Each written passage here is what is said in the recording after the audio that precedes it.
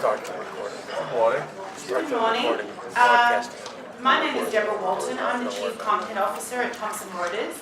I just wanted to take a few moments before today gets underway on behalf of Thomson Reuters to welcome you to our headquarters here at 3 Times Square.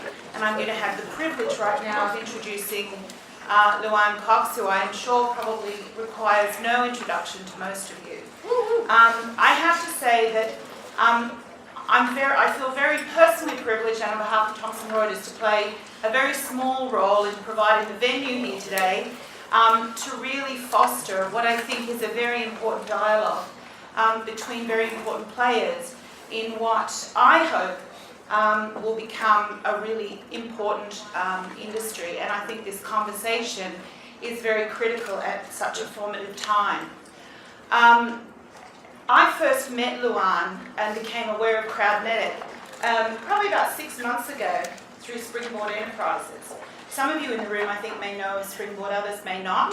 I'd like to acknowledge Kay Koplovitz, who's sitting in the centre here, who is the founder and the courageous leader of Springboard Enterprises. Springboard is a non-profit accelerator whose mission it is to basically identify and help women-owned and managed companies realise their business goals and ambitions. And it's through Springboard that Crowdnetic has actually come to life as a company. And I think the fact that so many people have come here today so early in Crowdnetic's sort of foundation obviously speaks to the interest in the industry, but I think it's great credit to Luan and to Springboard for the vision of the company and what the company can be. Having spent 30 years personally in the financial services industry, when I saw Crowdnetic and heard the value proposition, it resonated with me instantly. Now, certainly, I think it's fair to say that we're far from probably raising the flag of victory in creating crowdfunding as a robust and sustainable asset class. But I do believe if this can happen, that Crowdnetic and the data exhaust that would come from this asset class will create a very significant revenue model. But that may sound like a strange thing to say to industry participants, but I think the flip side of that is that an information partner is really essential, in my opinion, to having this asset class and the industry really emerge, be successful through the regulatory oversight, and really be successful as a sustainable and viable market. Luan, I'm going to come back later today, and Luan and I are going to talk a little bit more about that, and hopefully I can share some of my experiences in parallels that I've seen over the years in new asset classes come to market, and how the information industry or an information partner can play a role. But I just wanted to sort of tease one thought out that you might think about as you go through the discussions today. And if you think that in the world that we live in, there is really not a single business where information is not the oxygen of the business today. I mean, who would have thought that 5 years ago a shoe retailer would have to have an information strategy, an online strategy, in order to create a viable marketplace and in order to create a growth agenda and a sustainable business model? That's pretty much true for almost every business that you can think of. In my world of institutional financial information services, we're seeing now at almost every customer the role of Chief Data Officer becoming the new C-suite role.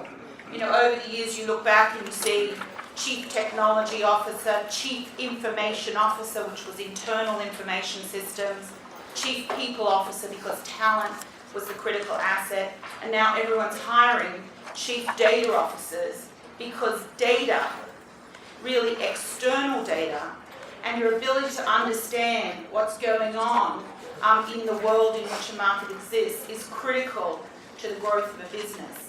So I think this industry has a phenomenal opportunity right now to forge a partnership between participants, buyers, sellers, investors, those requiring funding, and an information partner to really tackle the issues that need to be solved for this market to become very viable. And I think information can play a very important role.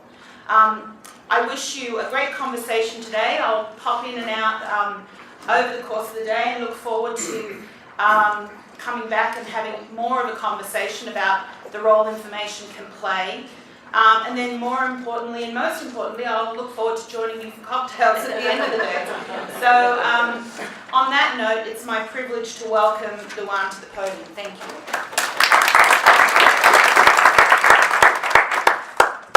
Thank you so much, Debra, for all the kind words about Crowdnetic and this industry. And I'd just like to take 1 second and give a round of applause to Debra Walton for not hesitating when I asked her if we could hold this event here, and for being so generous with all the facilities. So thank you, Thomson, Reuters, and Debra.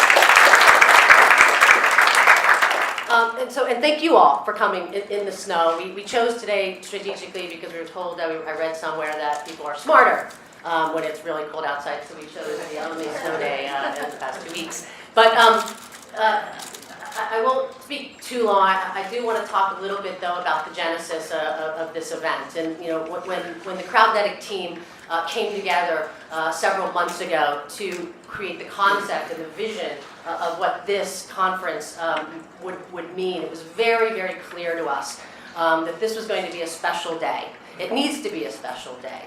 This is not a day about debating whether or not peer lending or crowdfunded equities are going to work or are sustainable. It's here, it's now, and we're growing at a rapid pace.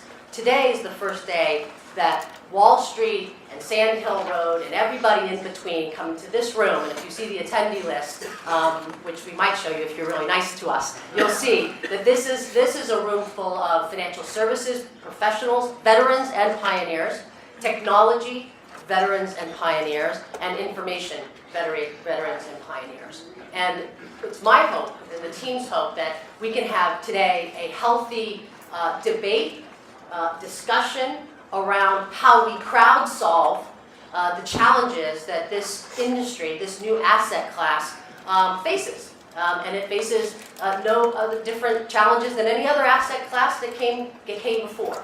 But here starts a new discussion about how we build the infrastructure that's needed to sustain our new industry. So with that, thank you. I want to thank, of course, all of our sponsors. Hopefully their logos are very visible and clear. Without them, we wouldn't be here. And thank you all as well for your support. And I look forward to having a fun afternoon, but also a very productive one. So with that, I will introduce, do you do Wi-Fi? Oh, Wi-Fi. Free Wi-Fi, again, Thomson Reuters generosity, at TR30. There's no password. And then for you wanting to tweet, hashtag is Crowdfinance 2013. Thank you. And with that, I'll introduce Debra Walton, our Chief Communications Officer. She's going to kick off the first presentation of the day.